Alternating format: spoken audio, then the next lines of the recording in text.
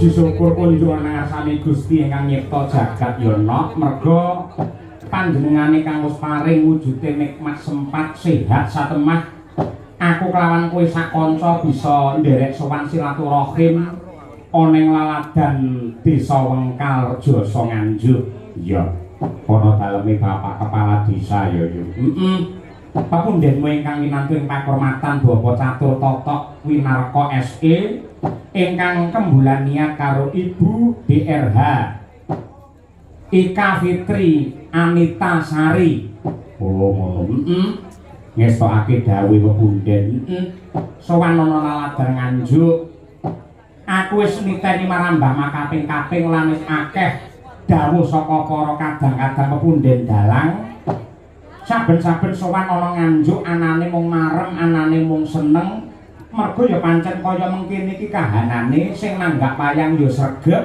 sing mirsani wayang ya mempeng parandene sing bakul ya nganti pirang-pirang kilo kaya mengkono ya sangat eksis ya Mak wayang ana laladan kota angin Nganjuk kene ing atase papane jane ya ora jembar parandine sing kepareng rawuh ndludak nganti semono akehe nganti semono dawane. Iya. Mula wiwit mbiyen nganti saiki wis kondhang lamun to Nganjuk kuwi kota wayang kulit merga nadyan to apika dalange kaya apa, apike sindene kaya apa, bintang tamune kondhang kaya apa, penabuhe kompak kaya apa, tanpa hadirnya penonton yang hebat seperti pada malam hari ini, mokal adicara iki bisa gumyak sigrak lan uga rame. Mula tepuk tangan yang meriah untuk penonton Nganjuk yang tercinta.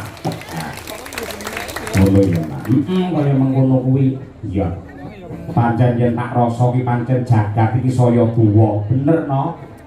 Kahanane saya panas, saya sumuk, kahanane saya ribet, perkara sepele dadi gawe, kriwikan dadi grojokan, wong guyon dadi tenanan. Bener. Mula kahanan yang serba tidak menentu kaya mengkene iki awake dhewe gondelane ya mung loro. Apa? Siji agama, angka loro ya kuwi budaya. Ngono ya. Mula yen Nganjuk kuwi piyayi kene remen urip-urip karo kabudayan, mesti wae kang kababar ing wilayah Nganjuk anane ya tentrem mergo ngerti karo jati dirine, ngerti karo tata kramane, ngerti karo udo negarane, sopan santun. Kaya mengkono kuwi. Mula yo nadyan kaya apa lan kepiye nembe-nembe wae iki ana informasi sing ora kepenak mungguing pangrungu sing andadekake jagat iki saya dedrek ning awake dhewe ya kudu wicaksana anggene nyikapi karo kahanan sing kaya mengkene. Iya. Yen jaman anyar-anyare apa media sosial mbok menawa sing dihujat mung para pejabat, sing dihujat mung para seniman. Seniman iki didu karo kae. Iya, ngono kuwi. Kaya wingi kae nang Kedung Amba kae. Iya, Tanjung Anom. Aku ora ngerti apa-apa, anakku lanang Akbar ora ngerti apa-apa. Ngono iso didu karo netizen. Ngono.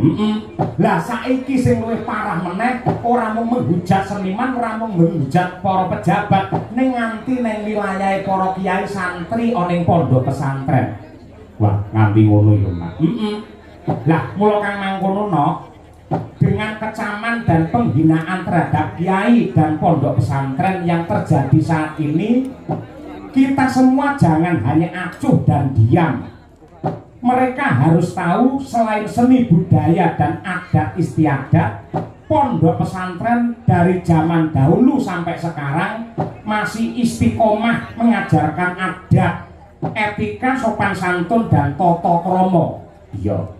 Di pondok pesantren siang malam selalu bersujud, berzikir, berdoa untuk bangsa ini, termasuk mendoakan kepada semua orang yang ada di negeri ini.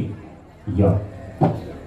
Kiai bukan gila terhadap hormat, namun mengajarkan kepada santri untuk menghormati dan menghargai.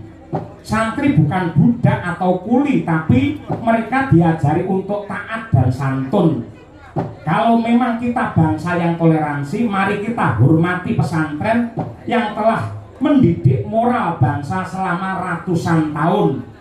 Kita harus ingat para kiai yang menggerakkan para santri dan masyarakat melalui fatwanya untuk berjuang, berkorban nyawa melawan keserakahan penjajah. Kalau ada manusia yang menghina kiai, santri, dan pondok pesantren, berarti sama juga menghina sejarah panjang spiritual bangsa Indonesia ini. Kaya ngono ya, Mas. Kaya ngono kuwi. Ya. Ya semoga-moga mligine para warga masyarakat Nganjuk tetep kaya ngene iki terus. Anggene urip-urip karo budaya, nglestarekake karo budaya, saya-saya magepokan karo tontonan wayang sing kebak marang tata krama lan tata susila ya, Mas. Pancen kudu kaya mengkono kok, no. Lah, pepundhenmu Bapak Kepala Desa Pak Catur Totok sekalian Ibu Ika Fitri, kagungan kersa kasakuran ya wingi slamake ingkang putra nenggi anak Mas Bagus Muhammad Wisanggeni Jayaningrat. Oh, ngono kuwi. Didongakake disuwunake marang kurbane Gusti Allah, mugi-mugi anak Mas Muhammad Wisanggeni Jayaningrat bener-bener dadi putra ingkang soleh, bekti kelawan Gusti ingkang nyipta jagat, bekti marang Rama Ibu, sungkem marang guru lan uga piguna tumraping keluarga, agama, budaya, nusa lan bangsa, pinaringan kesehatan lahir batin satemah dadi bocah ingkang mulya ora mung donya wae, nganti tekan akhirat uga diparingi kamulyan. Ngono kuwi. Matur nuwun uga ya Mak karo Kang Siswantara sing saka Bulusari Tarokan Kediri. Panjenengane Kang Sis karo Mbak Yuku Nyamini sing nyatane wis akrab, wis apa jeneng manjing dadi dulur karo Pak Lurah Wengkal, satemah sing kepareng telepon karo awake dhewe iki ya Kang Sis kuwi. Iya. Akhire gandeng aku akrab karo Kang Sis wiwit aku isih kuliah mbiyen, saben-saben budal komputer arep mangkat ning Solo, mampire ya ning daleme Kang Sis kuwi wis diopeni apa mestine. Iya. Akhire barang sing ditelepon ki aku lumantar Kang Sis ora Pak Lurah dhewe sing ditelepon, aku ora wani muni piye-piye lho. Iya, upamane sing telepon aku iki Pak Lurah Wengkal dhewe, mongko aku rung tau kenal, mesti tak gawe rega apa mestine. Gandeng Kang Sis sing paring dawuh, mula anane aku ya manut wae ngono kuwi. Ngono ya. Kaya ngono kuwi. Sing jenenge tuna satak bati sanak ngene iki. Iya, ngono ya. Kaya ngono kuwi. Lah, lagune khusus kagem sing dihitamake supaya dadi anak sing becik, ngerti ya karo alamate anak soleh. Ngono kuwi. Sing nentang sapa? Aku tak nyuwun pambiyantu karo Ibu Sukesi Rahayu luwih dhisik. Lah iya. Coba dongakno kudangen Bu Kesi, anak lanang Yogi Muhammad Wisanggeni Jayane Ngrat. Muga-muga dadi bocah sing bener-bener santosa lahir lan batine, lumantar ya ki tembang alamate anak soleh. Monggo Bu Kesi.